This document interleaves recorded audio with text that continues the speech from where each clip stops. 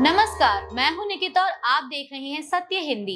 एक नजर डालते हैं अब तक की सुर्खियों पर। कांग्रेस रविवार 14 दिसंबर 2025 को दिल्ली के रामलीला मैदान में एक बड़ी रैली कर कथित वोट चोरी के खिलाफ अपने अभियान को तेज करेगी। पार्टी इस रैली के जरिए सरकार और चुनाव आयोग को चुनावों में हेरफेर के आरोपों पर जवाबदेह ठहराने की मांग करेगी। रैली को कांग्रेस अध्यक्ष मल्लिकार्जुन खड़गे और पूर्व पार्टी प्रमुख राहुल गांधी संबोधित करेंगे, जबकि प्रियंका गांधी वाड्रा, केसी वेणुगोपाल, जयराम रमेश और सचिन पायलट समेत पार्टी के कई वरिष्ठ नेता इसमें शामिल होंगे। कांग्रेस की पूर्व अध्यक्ष सोनिया गांधी की मौजूदगी की भी संभावना है। कार्यक्रम से पहले नेता कांग्रेस मुख्यालय इंदिरा भवन में एकत्र होंगे। कांग्रेस महासचिव केसी वेणुगोपाल ने कहा कि पार्टी ने कथित चुनावी गड़बड़ियों के खिलाफ देश भर से करीब 5.5 करोड़ हस्ताक्षर जुटाए हैं और इन पर आधारित एक ज्ञापन राष्ट्रपति को सौंपने के लिए समय मांगा जाएगा। यह रैली लोकसभा में चुनाव सुधारों, खासकर वोटर लिस्ट के स्पेशल इंटेंसिव रिवीजन यानी SIR को लेकर हुई तीखी बहस के बाद हो रही है।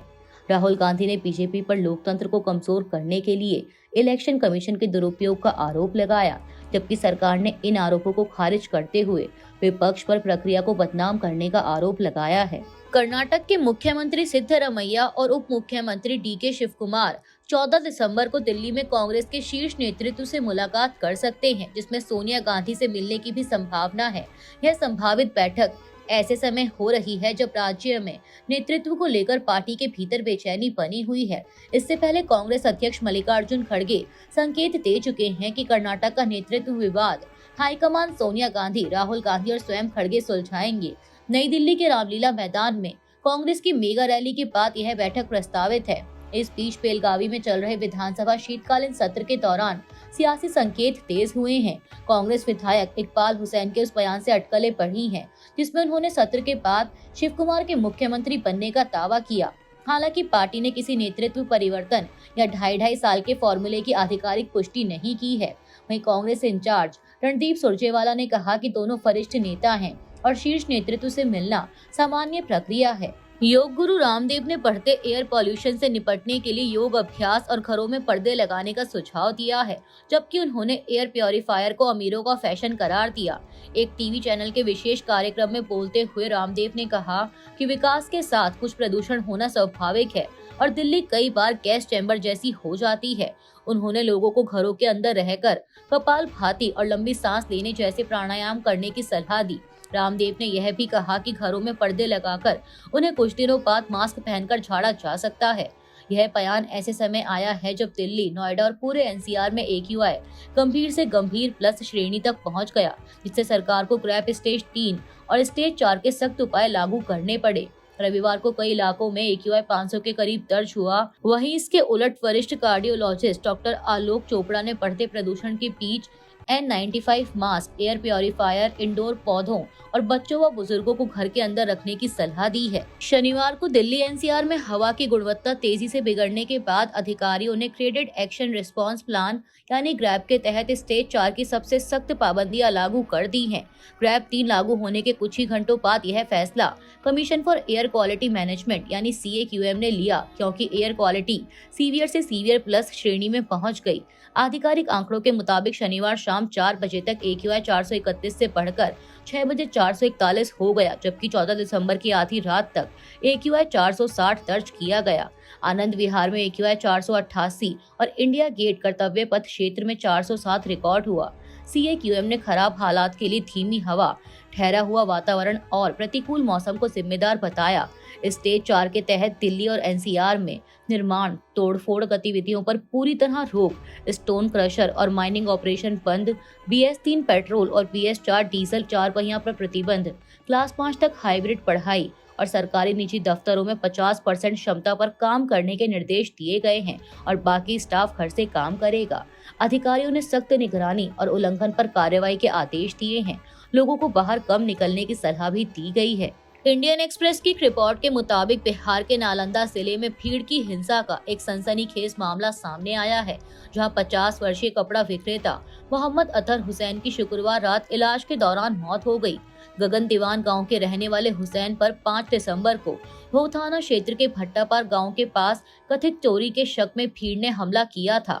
आरोप है कि 15 से 20 लोगों की भीड़ ने उन्हें बंधक बनाकर बेरहमी से पीटा, कान काट दिए, उंगलियां तोड़ दी और गर्म लोहे की रॉड से दागा। हमलावरों ने उनसे करीब 18,000 रुपए भी लूट लिए। गंभीर रूप से घायल हुसैन को पहले पीएचसी रोह, फिर नवादा सदर अस्पताल और बाद में पावापुरी विम्स रेफर किया गया, जहां उनकी मौत हो गई। उनकी पत्नी शबनम परवीन की शिकायत पर 10 नामजद और 10 अज्ञात लोगों के खिलाफ मामला दर्ज किया गया है। पुलिस ने अब तक 6 आरोपियों को गिरफ्तार किया है और 2 नाबालिगों को हिरासत में लिया है। एफआईआर में दंगा, गंभीर चोट और हत्या की धाराएं जोड़ी गई हैं। पुलिस अन्य आरोपियों की तलाश में छापेमारी कर रही है। वरिष्ठ सीपीआईएम नेता बृंदा करात ने शनिवार को राष्ट्रपति द्रौपदी मुर्मू को पत्र लिखकर उत्तर प्रदेश सरकार के उस फैसले में हस्तक्षेप की मांग की जिसमें 2015 के दादरी मॉब लिंचिंग मामले के आरोपियों के खिलाफ मुकदमा वापस लेने की प्रक्रिया शुरू की गई है। करात ने आरोप लगाया कि यूपी की राज्यपाल आनंदीबेन पटेल ने इस कदम को लिखित मंजूरी देकर न्याय की प्रक्रिया को रोकने की पूरी तरह गैर कानूनी और गलत कोशिश को आगे बढ़ाया है, जबकि मामले में मुख्य गवाह पहले ही अदालत में बयान दर्ज करा चुका है। उन्होंने बताया कि राज्यपाल की अनुमति के बाद यूपी सरकार ने ग्रेटर नोएडा की जिला अदालत में केस वापस लेने के लिए हलफनामा दायर किया। बृंदा करात ने राष्ट्रपति से तत्काल दखल देने की अपील करते हुए कहा कि चूंकि राज्यपाल राष्ट्रपति द्वारा नियुक्त होती हैं, इसीलिए न्याय के हित में हस्तक्षेप जरूरी है।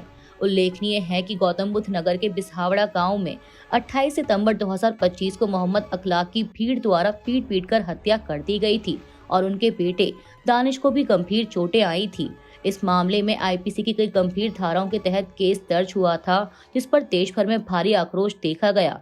बृंदा करात ने कहा कि सरकार ने भरोसा दिलाया था कि वह इसमें शामिल लोगों को सजा दिलाएगी। अमेरिकी सेंट्रल कमांड ने कहा है कि सीरिया में इस्लामिक स्टेट यानी आईएस के एक बंदूकधारी के हमले में 2 अमेरिकी सैनिक और एक अमेरिकी नागरिक इंटरप्रेटर की मौत हो गई है। अधिकारियों के मुताबिक इस हमले में 3 अन्य अमेरिकी सैनिक घायल हुए हैं। इस दौरान हमलावर को मार गिराया गया। अमेरिकी राष्ट्रपति डोनाल्ड ट्रंप ने सोशल मीडिया पर लिखा कि यह अमेरिका और सीरिया के खिलाफ आईएस का हमला था। उन्होंने कहा कि इसका बहुत कड़ा जवाब दिया जाएगा। सीरिया की सरकार ने भी इस हमले की निंदा करते हुए एक बयान जारी किया है। वहीं अमेरिकी सेंट्रल कमांड ने बताया है कि मारे गए लोगों की पहचान 24 घंटे तक सार्वजनिक नहीं की जाएगी। ऐसा उनके परिजनों को सूचना देने के बाद ही किया जाएगा। अमेरिका के रोड आइलैंड राज्य में ब्राउन यूनिवर्सिटी परिसर में शनिवार को हुई गोलीबारी में 2 लोगों की मौत हो गई, जबकि 8 अन्य गंभीर रूप से घायल हो गए। घायलों को नजदीकी अस्पतालों में भर्ती कराया गया है, जहां उनकी हालत फिलहाल स्थिर बताई जा रही है। हालांकि प्रोविडेंस शहर के मेयर ब्रेट स्माइली ने आशंका जताई है कि मृतकों और घायलों की संख्या बढ़ सकती है। पुलिस के मुताबिक यह घटना स्थानीय समय के अनुसार शाम करीब 4:05 पर हुई। हमलावर काले कपड़ों में थे और वारदात के बाद पैदल ही मौके से फरार हो गया। पुलिस ने एक संदिग्ध को हिरासत में लिया था, लेकिन जांच के बाद उसे घटना से असंबंधित पाए जाने पर रिहा कर दिया गया। एहतियात के तौर पर ब्राउन यूनिवर्सिटी और आसपास के इलाकों में लोगों को घरों के अंदर रहने की चेतावनी जारी की गई है। इस बीच अमेरिकी राष्ट्रपति डोनाल्ड ट्रंप ने कहा है कि उन्हें इस गोलीबारी की जानकारी दे दी गई है और स्थिति पर नजर रखी जा रही है। बेलारूस ने अपनी जेलों में बंद 123 कैदियों को रिहा कर दिया है, जिनमें प्रमुख विपक्षी नेता मारिया कुलेसिनकोवा और नोबेल शांति पुरस्कार विजेता मारिया पियालियात्स्की शामिल हैं। यह कदम अमेरिका के साथ हुए एक समझौते के बाद उठाया गया है, जिसके तहत वाशिंगटन ने बेलारूस पर लगे कुछ प्रतिबंध हटाने पर सहमति जताई है। कोलेस्निकोवा 2020 से जेल में थीं और लंबे समय तक एकांत कारावास में रखी गई थी। उनकी बहन तातियाना खोमिश ने मीडिया को बताया कि रिहाई के तुरंत बाद उन्होंने वीडियो कॉल पर बात की और कहा कि वह सुरक्षित और ठीक लग रही हैं।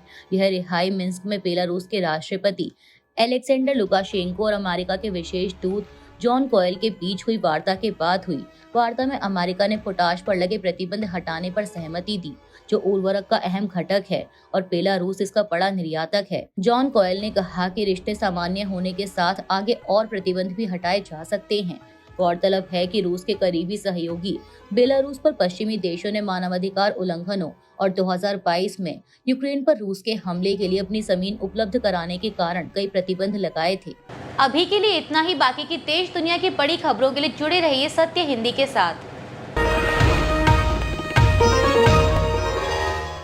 Copyright disclaimer under Section 107 of the Copyright Act 1976. Allowance is made for fair use for purposes such as criticism, comment, news reporting, scholarship, and research. Fair use is a use permitted by copyright statute that might otherwise be infringing.